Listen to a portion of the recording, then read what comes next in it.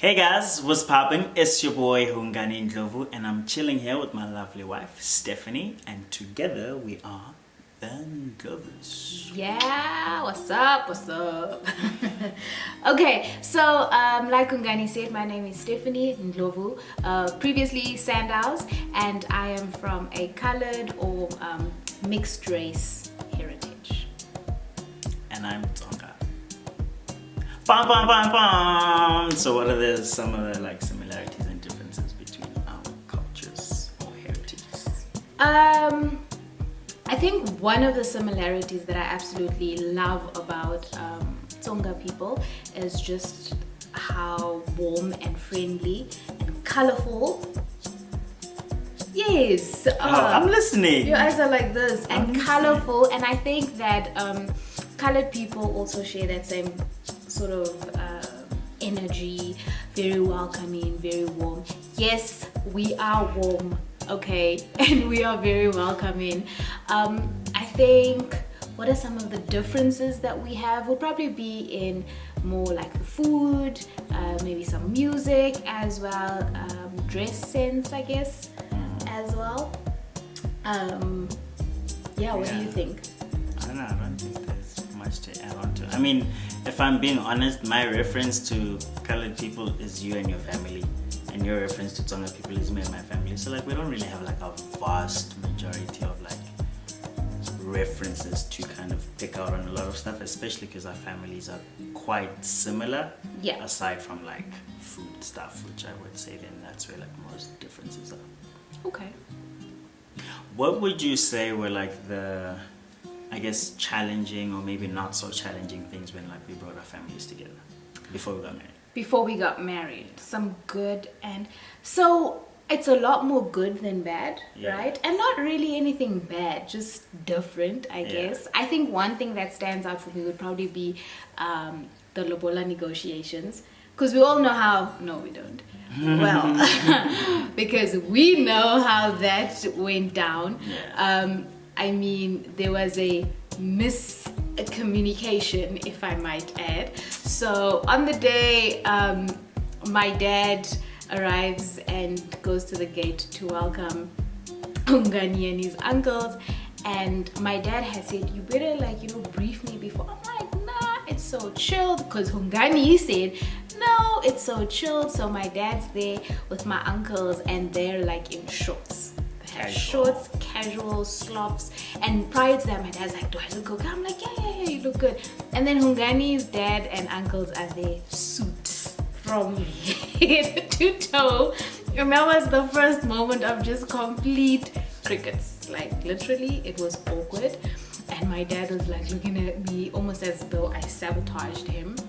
But honestly, that was because so I told my side of the family that what was about to happen, but I was just one uncle who was I'm not too sure about this young man. So I feel because they thought maybe I was trying to be naughty, they then decided, no, we'll find out for ourselves. Hence they dressed up the way they did, but they didn't need to. Evidently. Right. Evidently, yes. So I think that was an experience. That was a moment to remember. But I think on the most part, there's a lot of good stuff. I think because we come from different culture and heritage, but we have had very similar upbringings. Yeah. So our families were able to, after the serious talks and stuff, was able to really get together and enjoy the food and the music and the dancing and all those kinds of things. And it was such an amazing just coming together, and I think that's what lobola negotiations anyway about. It's just the families coming together and experiencing one another. So yeah. The most beautiful thing about being a mixed heritage couple has been, I think, just learning, being able to learn from one another, learn from one another's families. I mean, it's in the small stuff. So I recently went down to my in-laws, and my mother-in-law was busy helping me, teaching me how to make tsonga pap, and I wouldn't say it's tsonga pap, it's just pap. No, it's just pop, but I mean it's the way you enjoy it, and it's the way when we've gone to your grandparents' how they make it as well. So okay, fine, it's not a family way. It's a family way, but in any case, I'm going to just still say it's Tsonga Pap. It's incorrect. Anyway, keep going. And as well as this, what's it called? Spinach that had nuts in. So it's those kinds of things that I really enjoy. So learning about one another, learning about the food and the different, what the different stuff mean, dances. I know how to do this hip thing, but. So yeah, I think definitely the learning. I think also like more on like the experiencing of each other's cultures or traditions, family habits and stuff like that. Like her family does a lot of family functions, like get-togethers, braai here, braai there, dinner here, lunch there, lunch here. And like for our family, we didn't do a lot of that, but we did it now and then. So like getting used to always getting invitations for things, and also wanting to go so that you can meet more of the family. And like, so that for me has been quite a nice thing to like experience a different way of being family, because like I knew one way and then learned another way, which will then give us a chance to create our own way, if that makes sense. Yeah. So growing up, like Heritage Day was not made a big thing in our household. Never really knew why. It was just like it's Heritage Day, or more like it's a public holiday. And then like seeing like friends in school, how they would kind of take it serious, like the Zulu guys, the Xhosa guys, Pedi guys, like for them it was a thing, and I never really understood it, because for us it was so like chilled. But then as I grew older, started asking questions, and then like found out from my parents, particularly my dad, like why we don't do certain things and why we used to do them and we don't do them anymore, and why our family has opted to do things the way we do them, etc, etc. So for me, Heritage Day is literally like most of the time it's a lunch with the family, and then we might, if someone feels like it, talk a little bit about the past a little bit, but it's not like it's Heritage Day or it's Heritage Month, let's do this. What about you guys? Me personally, I love Heritage Day, because every Heritage Day for me has been an opportunity to dress up like in a different culture, and I think that's what I love about being colored and being of mixed race and of mixed heritage, in as much as I didn't really grow up practicing the cultures that make me. So I'm mixed between Mozambican, and my grandmother's Pedi, and my grandfather is Jewish German guy. So there was all these different cultures, but I love Heritage Day because it allows me to kind of, I dress up as I choose a name out of the hat. I'm gonna dress as great, but in not just dressing that way, also try and learn about that specific culture that I've decided to dress up as for that specific year. So I've always liked Heritage Day because of how I just play around with the different cultures, and I think it's really cool. Not all of us are so blessed, but hey. So now we're married. All these lovely, colorful cultures are under one household. I mean, I contribute one of them, but it's fine. And I think we are on a journey to discovering what our celebrating will look like, and I think it will be more evident like once we actually start a family. Because then it's like, we gotta teach the kids something, but for like someday at school you gotta go at something. But for right now, I think it's still very like, it's Heritage Month, okay, cool, and then maybe talk a little bit to each other about the past, and I feel like it happens like organically, because like just the other day with your mom talking about where your family comes from, particularly from her side, and all that kind of stuff, but it wasn't like a moment that was made because of and I mean in all my years on this earth, I learned some stuff on that specific day that I didn't even know about.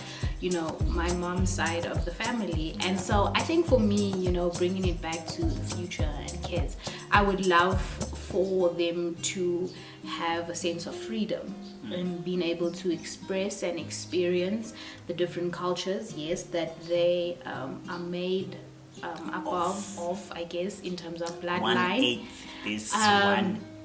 But that aside, I think on a broader scale, I think that it's beautiful for us to be able to experience even a culture that's not necessarily our own, on Heritage Day. I think it's beautiful for us to be open enough to want to learn about a different culture other than your own. And I would love for our kids to have that kind of openness, and the freedom to say, you know what? This Heritage Day, I want to learn about, the Zulu culture, or, maybe a culture that doesn't necessarily make up their bloodline. Because in that way, you raise children who respect and acknowledge and understand the world around them, and we're such a diverse country in any case. So it's so beautiful when you don't just raise your kids in a box, and you allow them to kind of know that there's a world out there with so many different colors and people and food and music and all kinds of things. So I think that will be our very liberal household moving forward. So what would you say to kings and queens that are struggling with their cultural identity? I think identity on its own, outside of culture, has so many different dynamics as well. I think that our culture is just an extension of our identity, but doesn't just completely form our identity. There is who we are, our purpose on this earth, who we view ourselves as. And so I think when you speak about like an identity crisis, it doesn't just allude to a cultural necessarily situation. But I think if someone's struggling with trying to figure out that it would be good to look at, okay, who am I? Yes, like as in my family and my history and where I come from and those kinds of things. But not just, where I'm from, but also like where am I going in life? How do I want to shape this life that's been given to me, in celebrating the different traditions and cultures, yes, that I've been exposed to and experienced, but as well as just for myself, And I think that's also an important question, is that if you're really struggling with finding, I think for me, at one point I did have questions, because a lot of people would say stuff like, being colored is not a culture. It's a race situation and, all those kinds of things. And so I did have a moment in my life where I was like, but actually, like, who am I? What am I like? And I think that in accepting that, well, I'm not just one thing, I'm a host of things, and my culture and my bloodline forms part of it, yes, and it's beautiful. And that's when I started reading into the different, like my grandparents and all that kind of stuff. But I also understood that it's not all that I am, and I've got a greater purpose on this here earth. Well, I think my message would be to learn about your culture, to ask questions, even if you think it's a wrong or dumb question. In school they say there's no such thing as a dumb question, so ask questions. And sometimes you might not find the answers from your parents or from your uncles, aunts, siblings. You might need to actually do some research, so that you're able to understand whatever culture that you come from, or whatever tribe that you come from, so that from that understanding you're able to make like calculated decisions as to like, cool, is this something that I fully want to involve myself in or like immerse myself into, or are they like bits and pieces that I like and some that I don't like, so I'll take what I like and then kind of cultivate my own narrative of what my culture is based off what I've learned. Because sometimes like it's not a one glove fits all. So it's, for me, I think it's important for you, if you're struggling with like cultural identity or just like your culture alone, definitely do some research and and like don't be too hard on yourself. Like it's okay to not like know, you know, or to not like, or to not feel like it fits in. It's okay. Like find yourself, take your time. There's no rush, and enjoy the process as well. Yeah, I think that's about it. That's about it. Thank you. Bye.